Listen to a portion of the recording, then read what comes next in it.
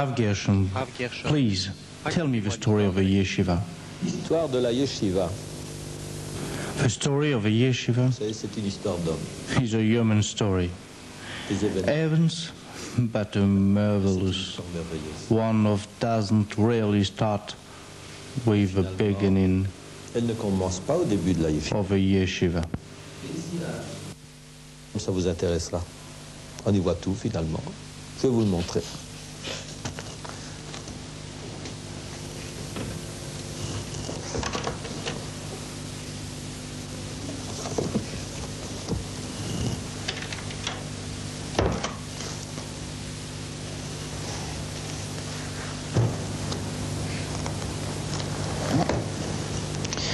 Eh bien voilà, à proprement parler, ça ne commence pas à Aix-les-Bains. Cette histoire commence en Pologne, en Lituanie. Des grandes yeshivot, Chafetz Chaim, des géants. Rabbi Elchanan Wasserman, des gens qui dominent leur génération de la tête et des épaules. C'est l'âge d'or. Des milliers d'élèves. Une flamme qui traverse les foules juives, qui vibre pour Dieu et pour la Torah. Et pendant ce temps, en Europe occidentale, c'est le désert. Le désert complet. Rien n'existe. Les communautés se détériorent. Les communautés, oui, les communautés qui, depuis le 19e siècle déjà, déclinent de jour en jour, ravagées par l'assimilation. C'est vraiment le désert. Et la France, en particulier, touche le fond de l'abîme. La jeunesse se désintéresse. C'est vraiment l'assimilation quasi totale. Mais un homme a conscience du danger. Il voit clair. Il sait, lui, que la seule façon de sauver le tout, c'est d'introduire ici aussi l'étude de la Torah. C'est le grand rabbin Weil de Colmar. Et lui, il lui vient une idée impensable. Avec son énergie, il veut fonder ici, en France, une yeshiva. Vous savez que ce mot était pour ainsi dire inconnu ici. On ne savait même pas ce que ça signifiait.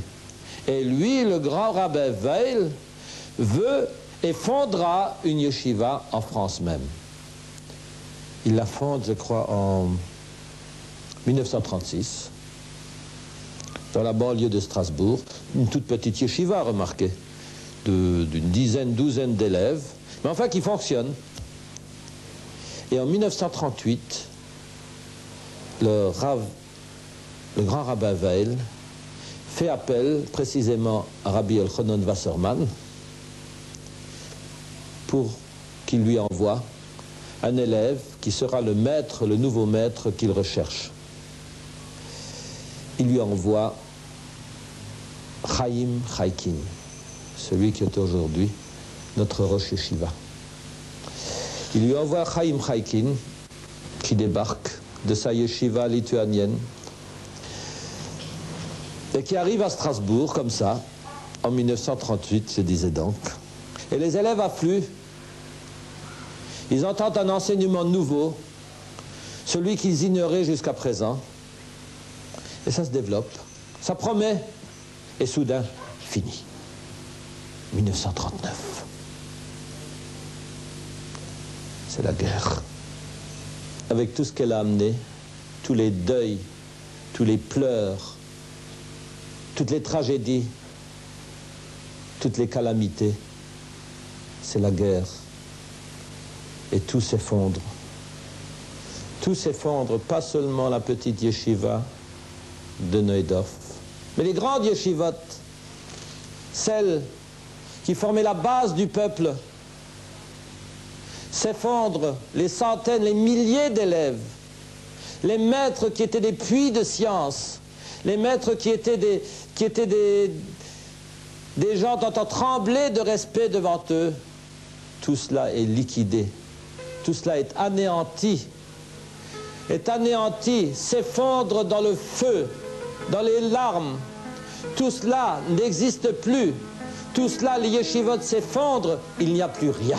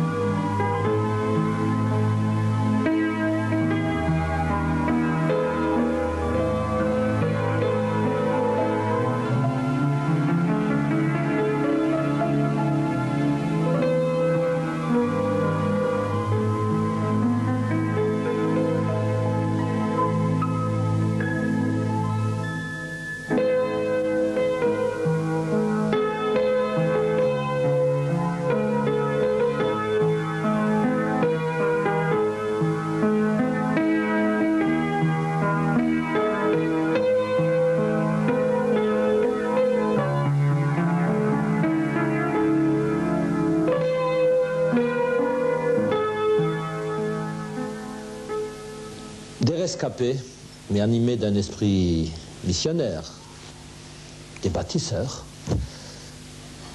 ne veulent pas admettre l'effondrement. Ils s'attellent à la tâche. Ils veulent reconstruire ici ce qui a disparu à l'Est. Un d'eux, Rav Lebel.